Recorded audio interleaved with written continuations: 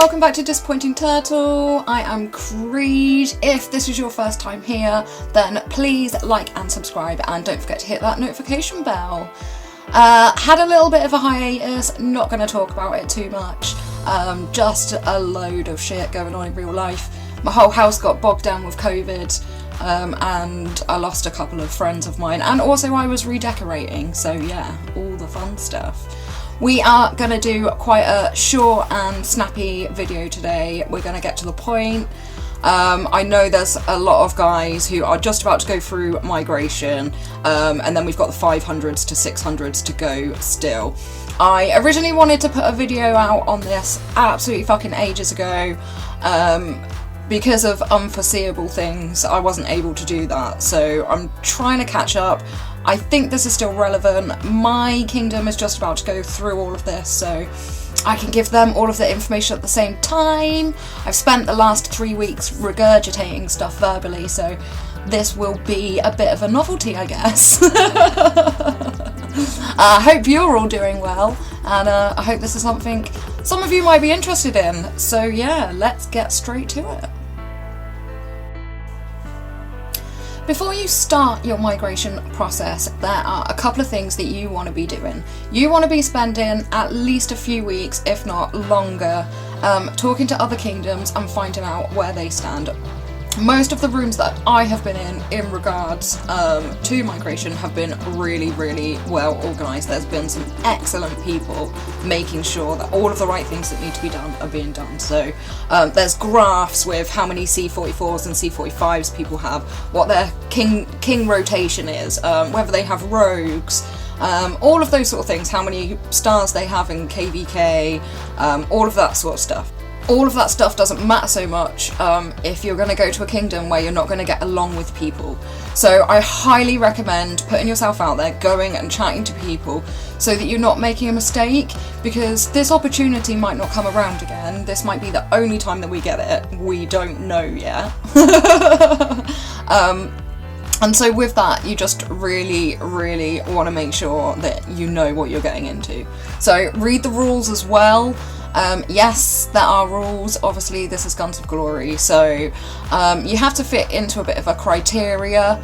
I will go through that in a moment.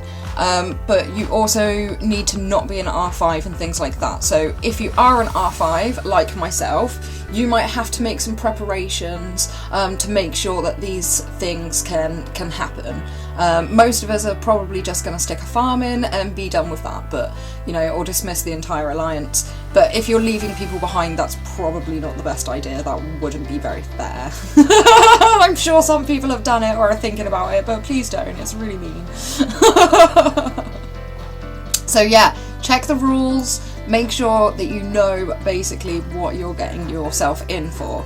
If you do manage to migrate and get into another kingdom, there's an attack ban for 3 days. If you hit somebody in the 3 days that you're there, you're stuck there.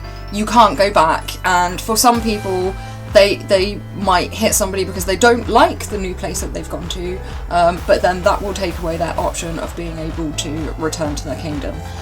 You can return to your kingdom. That is an option. When you read the rules, you will see this. I will put them up on the screen, but I'm not gonna read them all to you. You guys can do that. And the ones of you that have been here know that I just kind of point you in the right direction. I don't necessarily give you all the answers, just the basic and most important of information. And I think that's probably about it, really. You don't get refunded for tickets. If you don't make the migration, then you get the tickets back. So essentially you could reapply to another kingdom. If you attack somebody and then you're stuck, then that's it. You can't get your tickets back or anything like that. So yeah, just to make that clear. In case anybody's thinking of going and raiding a place and then hopping back to their own kingdom, it is not possible to do that. And also on the other side of things, if kingdoms are worried about people doing that, they can't, so no need to worry. So the thing that you're all going to be wanting to look for, because obviously everybody wants to know how much it's going to cost to migrate their castle. there was a lot of rumours being thrown around about extortionate amounts of money and this, that and the other. And yes, it is true, but not for the most of us. So what you want to be looking at is going into your spirit mines and having a look at what your mine number is. And in terms of rankings, lots of people have put together graphs and things like that, so they are all available.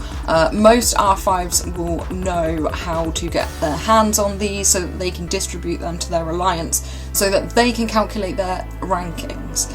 Now, it's also important to know that your ranking is based also on the kingdom that you're going to. So if you decide on a kingdom that you want to go to, you really like it, it's really important to get their rankings as well, at least like maybe the top 20, so that you can see where you're going to fit inside that, because this is essentially going to dictate to you how many tickets you need to buy, and that means how much money it's going to cost you. So I'm going to show you a couple of examples. This is just a random fucking hell, spirit mine ranking. Jesus Christ, it's been a while, guys. So lots of people have put together some really helpful graphs and stuff just to help everybody really figure out how much it's going to cost them. This has been pretty on point so far, so I would suggest getting your hands on one of those or asking your R5s to get their hands on some of these copies. All of the line rooms have got them, and there are bloody plenty of line rooms. If you're not in one yet, then just give a shout out on the Facebook official page and somebody will point you in the right direction. If it isn't me, it'll be somebody else. But yeah, there's lots of people out there to help and get you all in the right rooms and things like that. And of course you can just leave once your migration is over and done with, so don't worry about joining yet another line room. I am in frickin' loads. Okay, so let's actually have a little look at this graph. And so you can see if you're ranked like 1 to 5, then that's where you're going to be spending all of your money pretty much. If you're under rank 5, it isn't too bad and it gets increasingly better, so that's always nice. We like better, we like cheap. If you're ranked 101 and under, you're fucking laughing because it's only 99p or 99 cents or whatever. I think there is maybe a bit of tax thrown on there. I can't remember. 61 to 100, you need 50 tickets, which are sitting around $5, so it's not all too bad. It's not as bad as what a lot of us thought it was gonna be. However, if you're like rank 1, it is 2,000, so I think that's where maybe things have got lost in translation. Everybody just assumed that it was going to be 2,000 for everybody, but no, it's just the really big guys, and it's absolute bullshit, by the way, if you want my opinion. I think it should be the same cost for everybody, and, well, actually, I think it shouldn't be any fucking cost at all, but I mean, if they're really going to put a price on it, they should have charged the same amount across the board for every single fucking individual player, and just left it at that. So, yes. So yeah, that is basically how you work out your rank and how many scrolls you need, so I hope that's helpful, even though I've just kind of brushed over it a little bit. What else have we got? Yes, okay, so once you do that, and you know how many tickets and everything that you need to buy, you're going to want to go on to the Kingdom Migration tab, which will appear, I think it's 3 days before the tickets actually go on sale, so that's kind of like your warning to get ready, shit's happening. I.e., if you're expecting to leave farms behind and things like that, bearing in mind that it's really easy to build farms, especially in old kingdoms, because they still get the 50% buff. You can do a C30 probably in a couple of weeks, especially if you've got help with people. That's always handy. But yeah, so you're going to be wanting to get those farms emptied out if you're not taking them with you, using up all of the gold, using that to buy resources. For us, it's fucking Kingdom Raid at the moment, so we can't actually do that, but it is something that will have to happen at some point, and it needs to happen probably before reset on Monday, so that's going to be fun. I know some of my guys that are coming with me had already got a head start on this, so good for them, and hopefully this video will maybe make the 500 guys start prepping a little bit earlier as well. But yes, me going on a fucking tangent again. Is there anything new? See, I haven't changed at all. Still the same creed.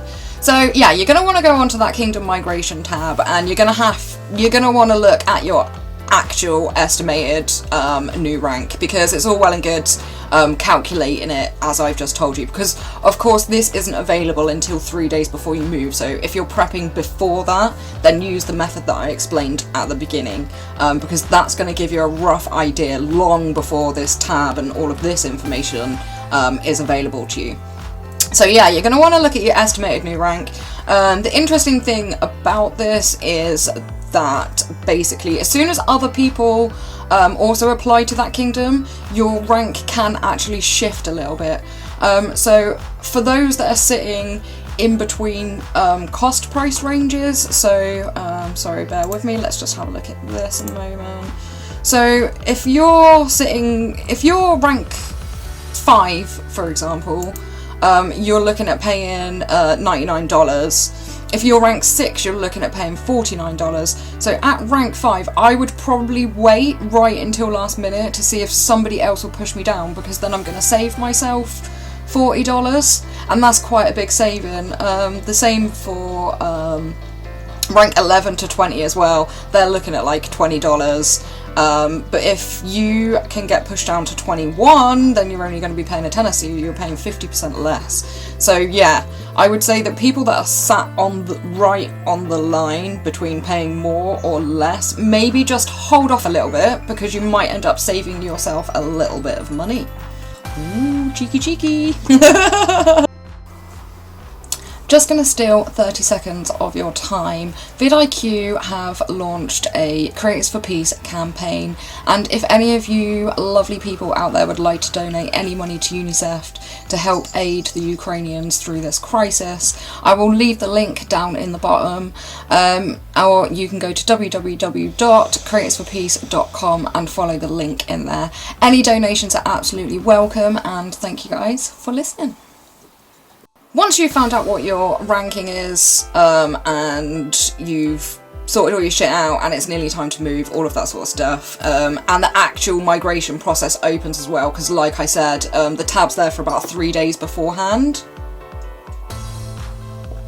You can then go and buy your tickets and use them to enter the kingdom that you want to. Each kingdom can only accept a certain amount of castles from each ranking, depending on activity, and it does differ ever so slightly. Each kingdom can only take so many castles from each level, so it's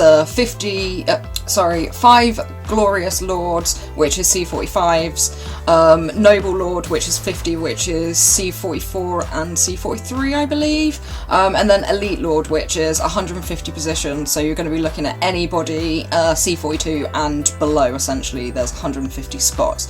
So it allows you to take an alliance and a half, bearing in mind that you can have 100 members in an alliance. So it's basically an alliance and all of their farms, or lots of individual people if it works out that way for you. But you will not be able to see this information until you've actually bought your tickets and applied. I know that it's here because this is the migration that I did when I was with 273. So I kind of gathered all of this information then to do a video then, and that's how long it's actually taken me to get it out. So there's just an idea. I think it's been about 14 weeks, so... Oh, and I'm going through it all again, so what better time to rehash the old video that I was going to do. Once you have bought your tickets, you will not migrate like straight away. You'll stay in your kingdom, you'll still be there. Everybody will migrate server at the same time. The same with when the game does its updates. It will put a bubble like on your castle, but you won't appear on the new server until you log in. So I could log in, and you guys won't be there. Like, I won't be able to see your castles until you log in, even if it's been reset. So it works in that same manner as like a usual normal update. Like, so as people come in, their castles will start appearing, but you're already pre-bubbled. So yeah, that's a good thing, I suppose. I mean, if it's in the middle of an event, I don't think it is, but if it were, then you'd be alright. So nothing to worry about there. And think that's about it really on the migration stuff. Like, there's not really a lot to it. I think it sounds a lot more complicated than it is, but it's actually really easy and straightforward as long as you follow the instructions. And of course, make sure that you select the right fucking kingdom. Like, make sure that you select the right one before you go doing anything, because otherwise, yeah, that could go horribly, horribly wrong. So yeah, check, double check, and check a third time.